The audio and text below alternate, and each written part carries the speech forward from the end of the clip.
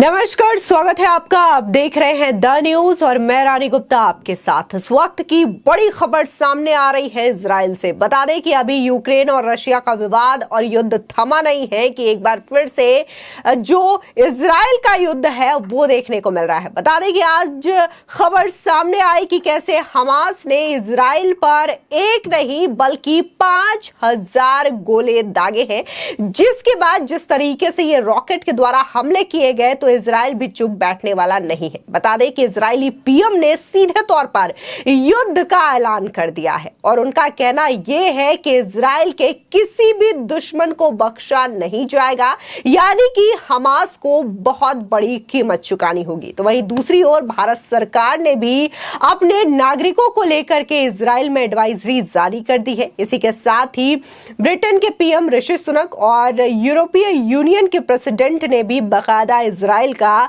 समर्थन दिया है। बता दें, गाजा द्वारा बड़े पैमाने पर रॉकेट हमले के बाद इजराइल ने युद्ध की घोषणा कर दी है।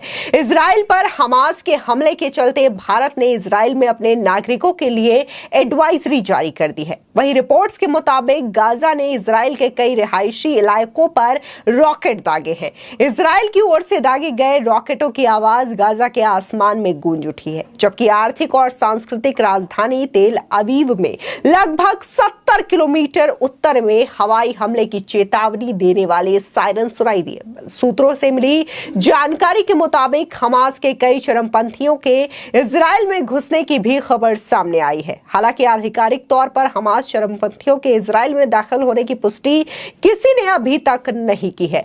गाजा की तरफ से किए गए रॉकेट हमले के बाद इजराइल ने भी एक बड़ा बयान जारी कर दिया है। इस बयान में कहा गया है कि हम युद्ध के लिए तैयार हैं। साथ ही ब्रिटेन के पीएम ऋषि सुनक ने कहा कि मैं आज सुबह इजरायली नागरिकों के खिलाफ हमास आतंकवादियों के हमले से स्तब्ध हूं।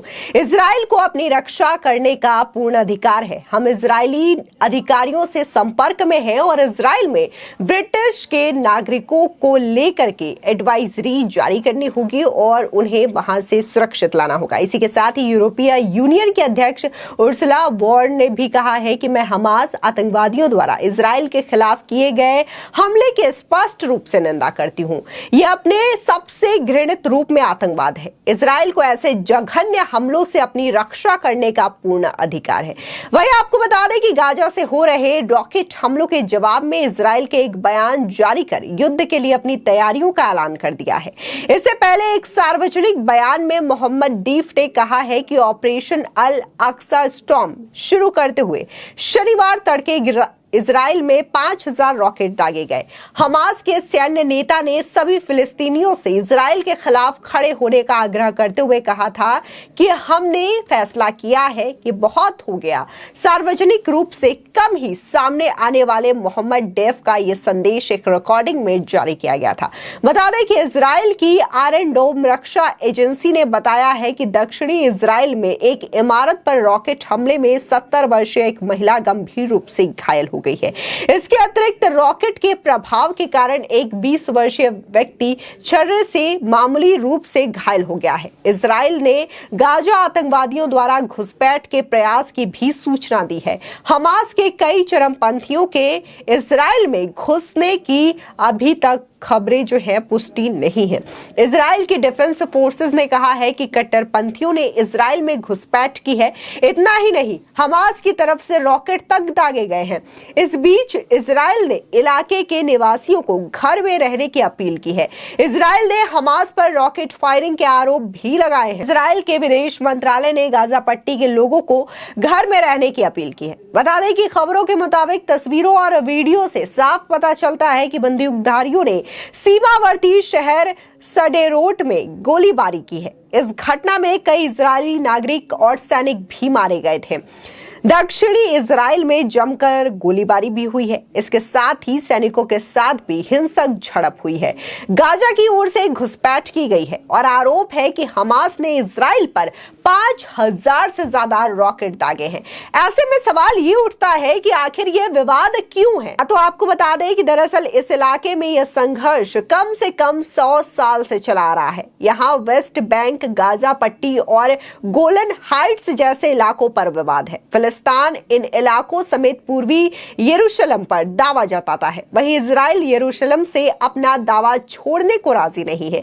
ऐसे में आए दिन तनाव की स्थिति बनी रहती है, यानी कि ये जो विवाद है वो बहुत कम नहीं है, हमेशा से इसको लेकर के विवाद होता आया है। लेकिन इस बार जिस तरीके से हमास के द्वारा एक नहीं, दो नहीं, तीन नहीं, बल्कि 20 मिनट में जिस तरीके से 5000 रॉकेट लॉन्च किए गए हैं, रॉकेट्स दागे गए हैं इजराइल पर, इजराइल के नागरिकों को कहीं ना कहीं इसमें चोट पहुंचाने की पूरी तरीके से कोशिश की गई थी। तो अब इसको लेकर के इजराइल पूरी तरीके से तैयार है और उसने अब जंग का ऐलान कर दिया है। बता दें, जिस तरीके से इजरायली पीएम ने यह दावा किया है और बाकायदा एक वीडियो संदेश के माध्यम से यह कहा है कि जिस तरीके से इजराइल के नागरिकों को नुकसान पहुंचाने की कोशिश की है, तो अब इसकी हमास को कीमत चुकानी पड़ेगी और एक भी इजराइल का दुश्मन बख्शा नहीं जाएगा।